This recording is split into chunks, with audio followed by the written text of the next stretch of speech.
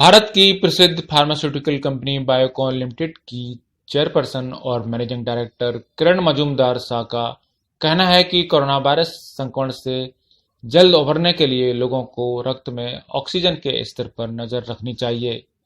साथ ही अच्छी खुराक लेना भी जरूरी है और सोशल मीडिया से दूरी बनाकर भी रखना चाहिए। किरण मजूमदार शाह को पिछले महीने मामूली लक्षण के बाद की गई जांच में कोरोना पॉजिटिव पाया गया था। अब ठीक होने के बाद एक ब्लॉग पोस्ट के माध्यम से उन्होंने अपने अनुभव साझा किए हैं। सो ने लिखा है कि मुझे सबसे पहले 16 अगस्त की शाम को हल्का बुखार आया था। उन्होंने यह भी लिखा है कि इसी तरह का बुखार उन्हें जून के शुरुआती महीने में भी आया था। उन्होंने लिखा है कि कोरोना टेस्ट की रिपोर्ट तब यानी जून के महीने में नेगेटिव आई थी, इसलिए इस बार भी मैंने बुखार की दवा ली और निश्चिंत हो गई। मुझे लगा कि पिछली बार की तरह इस बार भी इसी टैबलेट से सब ठीक हो जाएगा, लेकिन 17 अगस्त की सुबह तक मेरा बुखार नहीं उतरा।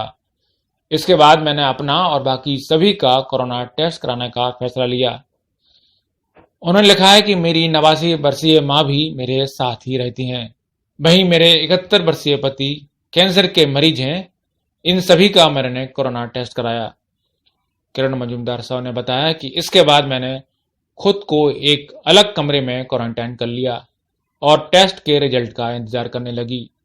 शाम 5 बजे मुझे बताया गया कि मैं कोरोना पॉजिटिव हूं। हालांकि मेरे स्टाफ समेत परिवार के बाकी सदस्यों का रिजल्ट निगेटिव आया था।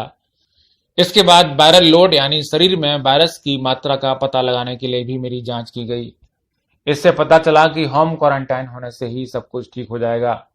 डॉक्टर्स ने मुझे फेविपिराविर, एजिथ्रोमाइसिन और पैरासीटामोल की डोज देना शुरू कर दी।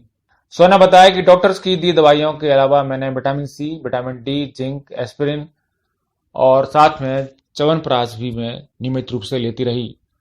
इसके साथ ही सप्ताह में 2 बार हाइड्रोक्सीक्लोरोक्विन की 200 mg की डोज भी दी गई। दूसरे और तीसरे दिन मेरा ऑक्सीजन लेवल 96 से 98% था। बुखार सामान्य हो गया था। तीसरे दिन फ्लू ने असर दिखाना शुरू किया।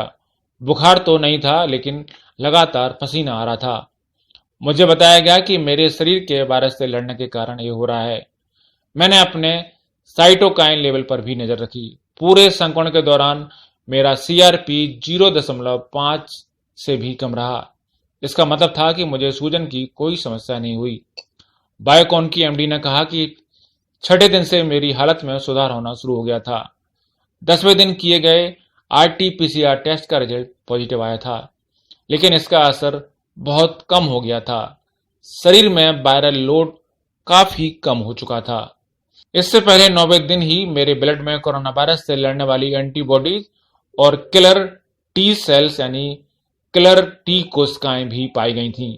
इसके बाद 12वें दिन भी कोरोना टेस्ट का रिजल्ट पॉजिटिव आया, लेकिन वायरल लोड यानी शरीर में वायरस की मात्रा इतनी कम हो चुकी थी कि डॉक्टर्स ने जल्द ही सब कुछ ठीक होने की बात कही।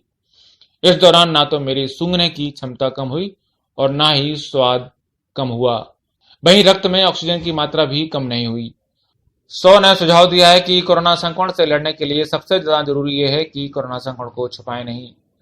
जैसे ही किसी को संक्रमण का पता चले तुरंत इलाज शुरू कर देना चाहिए। जितने जल्दी इलाज शुरू होगा कोरोना पर काबू पाना उतना ही आसान हो जाएगा।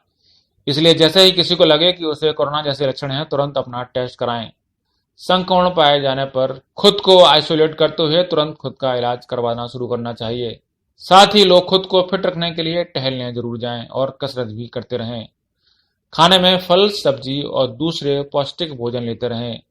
रोज के खाने में सूप और सलाद जरूर शामिल करें। संक्रमण के इलाज के दौरान सोशल मीडिया और टीवी से दूर रहें, क्योंकि ये नेगेटिव खबरों के स्रोत हैं।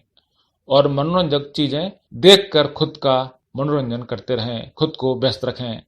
सो ने बताया कि उस दौरान मैंने नेटफ्लिक्स और अमेजन प्राइम की मदद से अपना मनोरंजन किया।